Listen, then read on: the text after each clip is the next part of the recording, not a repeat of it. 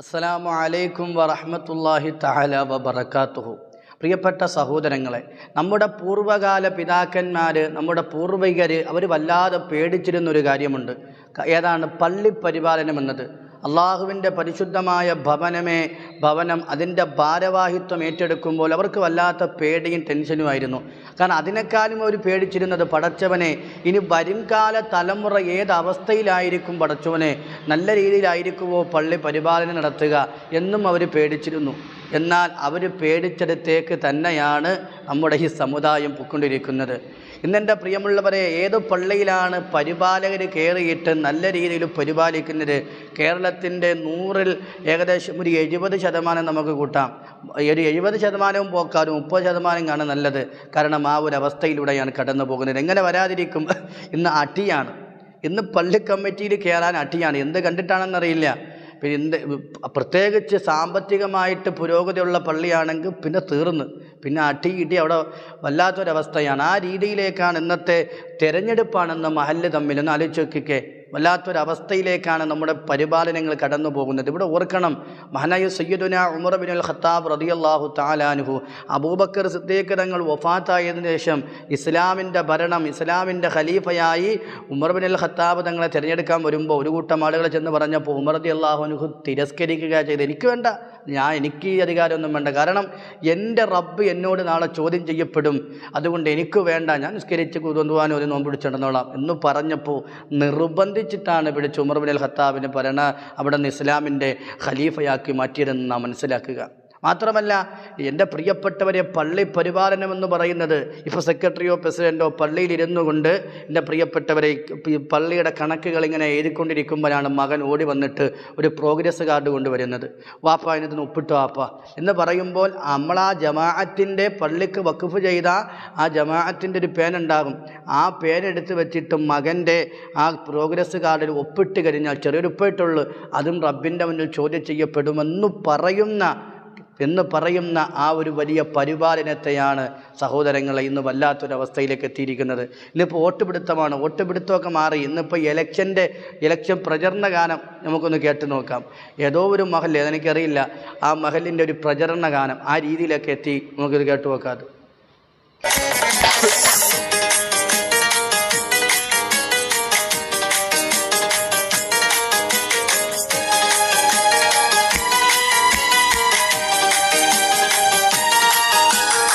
അഹദവന്റെ അനുഗ്രഹ കനിവാലേ, അറബിക്കടലിനോരത്തെ ആദരബാവ നഗറിയിലെ മഹല്ലി കമ്മിറ്റിക്കാശംസ. അഹദവന്റെ അനുഗ്രഹ കനിവാലേ, അറബിക്കടലിനോരത്തെ ആദരബാവ നഗറിയിലെ മഹല്ലി കമ്മിറ്റിക്കാശംസ. കണ്ടില്ലേ ജമാഅത്ത് കമ്മിറ്റി തെരഞ്ഞെടുപ്പിൽ വിജയത്തിന്റെ തിളക്കവുമായി എന്നെ ഉമ്മർ പ്രസിഡന്റായി. അഹദവന്റെ അനുഗ്രഹ കനിവാലേ, അറബിക്കടലിനോരത്തെ ആദരബാവ നഗറിയിലെ മഹല്ലി കമ്മിറ്റിക്കാശംസ.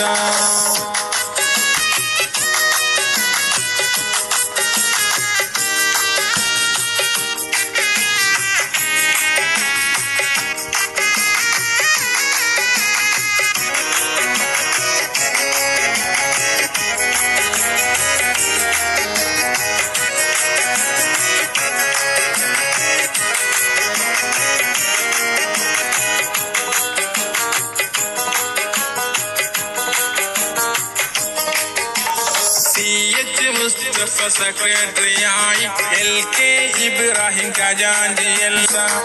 അഹദവന്റെ അനുഗ്രഹ കനിവാലേ, അറബിക്കടലിനോരത്തെ ആദരബാവ നഗറിയിലെ മഹല്ലി കമ്മിറ്റിക്കാശംസ. കണ്ടില്ലേ ജമാഅത്ത് കമ്മിറ്റി തെരഞ്ഞെടുപ്പിൽ വിജയത്തിന്റെ തിളക്കവുമായി എന്നെ ഉമ്മർ പ്രസിഡന്റായി. അഹദവന്റെ അനുഗ്രഹ കനിവാലേ, അറബിക്കടലിനോരത്തെ ആദരബാവ നഗറിയിലെ മഹല്ലി കമ്മിറ്റിക്കാശംസ. എന്തൊക്കെയാണ് പടച്ചോനെ നമ്മൾ കാണേണ്ടത്? തീർന്നില്ല, ഇനി ഇങ്ങനെ അങ്ങോട്ട് പോകും. ആശംസാ ഗാനങ്ങൾ ഒന്ന് ആലോചിച്ച് നോക്കിക്കേ, തീർന്നില്ല. ഇനി നന്ദി പ്രകടനം, വേറൊരു മഹല്ല് നന്ദി പ്രകടനം. ജയിച്ചതിന് ശേഷം നമ്മൾ ഈ മറ്റുള്ള രാഷ്ട്രീയ പാർട്ടികളും പഞ്ചായത്ത് തിരഞ്ഞെടുപ്പ് മറ്റു തിരഞ്ഞെടുപ്പ് കഴിയുമ്പോൾ നമ്മൾ നന്ദി സൂചനമായിട്ട് എന്ത് ചെയ്യും? എല്ലാവരോടും വോട്ട് ചെയ്ത് എല്ലാവർക്കും ആശംസയായിട്ട് ഇങ്ങനെ അറിയിച്ചിങ്ങനെ പോകും. അതുപോലെ ജമാഅത്തിൻ്റെ തിരഞ്ഞെടുപ്പ് കഴിഞ്ഞിട്ട് ഇങ്ങനെ ഘോഷയാത്ര അടക്കുക. അതൊന്ന് കണ്ടു നോക്കുക.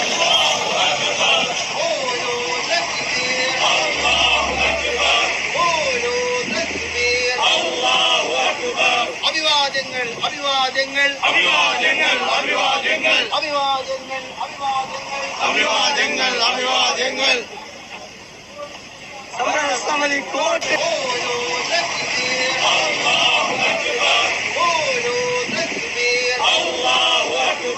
അഭിവാദ്യങ്ങൾ അഭിവാദ്യങ്ങൾ അഭിവാദ്യങ്ങൾ അഭിവാദ്യങ്ങൾ അഭിവാദ്യങ്ങൾ അഭിവാദ്യങ്ങൾ അഭിവാദ്യങ്ങൾ സമരസമിതി കോട്ട് ചെയ്ത